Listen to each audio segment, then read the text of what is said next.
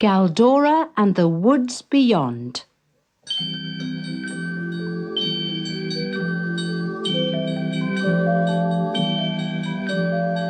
Galldora was a rag doll, just a homemade rag doll with shiny shoe-button eyes, a sewn-on mouth and black wool hair. She belonged to a little girl called Marybelle. But though she was homemade, Galldora could laugh and sing and cry as well as any other doll. There was one treat that dolls and teddy bears loved more than any other, and that was to be taken to the woods beyond. One or two were taken there when Marybelle went to pick flowers. Poor Galldora was the only doll who had never been to the woods beyond. She always pretended she did not mind. "Oh, woods," she would say. "They're wild places. I much prefer gardens." But when the bluebells are out, the woods look like a shining blue lake, said Bobo the stuffed cat. And how the birds sing, growled Teddy Bear softly. Like fairies. Then Galldora pressed her head closer to the window. She did not want them to see that her shoe-button eyes were full of tears. "The woods beyond? If only I could see them just once." Next day, Marybelle said, "Dolls, teddy bears, we're going in Daddy's car for a picnic in the woods." She carried all the toys in armfuls to the car. Galldora was in the last armful, but as she was carried out, she fell unnoticed to the floor. Staring up at the ceiling, she heard the car start. She heard everyone climb in. She heard the car disappear into the distance. Suddenly, the door was pushed open. Sparks, the dog, came and sniffed her and patted her with his paw. He closed his teeth very gently round her and trotted downstairs. He ran out of the house, out of the garden, into the field, and on to the woods. Sparks put Galldora down very gently against a tree. He sniffed the air. Rabbits!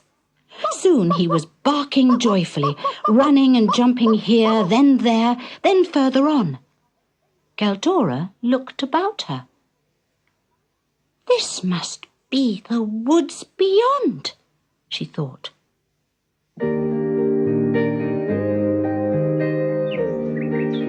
Bluebells were moving gently in the breeze, like waves on shining blue water. Butterflies fluttered in twos and threes, looking like flowers themselves. The branches made a canopy of pale green, and Galldora could hear the piping sound of a robin and the soft, trickling song of the willow warbler. "I've heard them," said Galldora. "I've heard the birds singing in the woods beyond." Sparks went home and forgot all about the rag doll. But Galldora was happy. Rain pattered down on her woolly head. The moon came out and glinted on her shoe-button eyes. Then dawn broke, and all the time Galldora kept saying, "I'm in the woods beyond, the woods beyond.